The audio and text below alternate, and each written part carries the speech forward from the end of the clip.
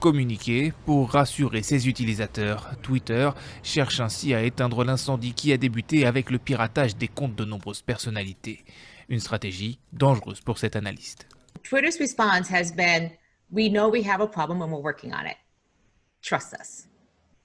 Which is in many ways not adequate, because when such a big breach happens, you want to answer for the fact that why was there one single point of failure here? De fait, toute la journée, l'action en bourse de Twitter a été dans le rouge. Les comptes piratés demandaient aux internautes d'envoyer des bitcoins afin de gagner le double en retour. Une fraude qui leur a permis de subtiliser près de 116 000 $.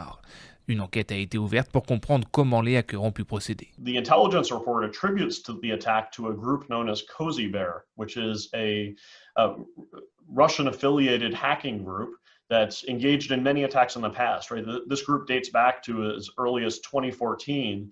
Selon la presse américaine, ces hackers auraient été aidés par un ou des employés au sein même de Twitter.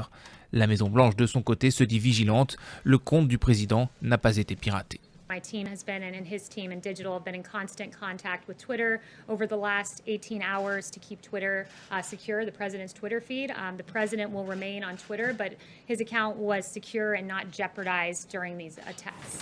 Ce n'est pas la première fois que Twitter est la cible de hackers. L'année dernière, c'était le compte de son cofondateur Jack Dorsey qui a été touché.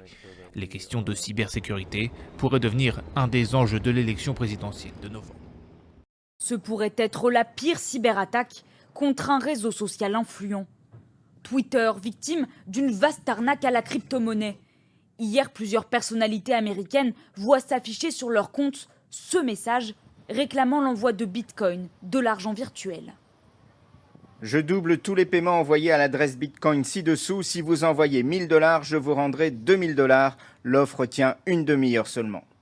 Le candidat démocrate à la présidentielle Joe Biden, mais aussi l'ancien président Barack Obama ou le milliardaire Elon Musk, tous sont victimes de ce piratage. En réaction, la plateforme efface rapidement les tweets et bloque la publication de nouveaux messages sur certains comptes pendant plusieurs heures. Mais le bilan est lourd, l'équivalent de 116 000 $ ont été envoyés vers l'une des adresses frauduleuses. L'ampleur de ce piratage inquiète à un peu plus de 3 mois de l'élection présidentielle américaine, où les questions de cybersécurité devraient être au premier plan.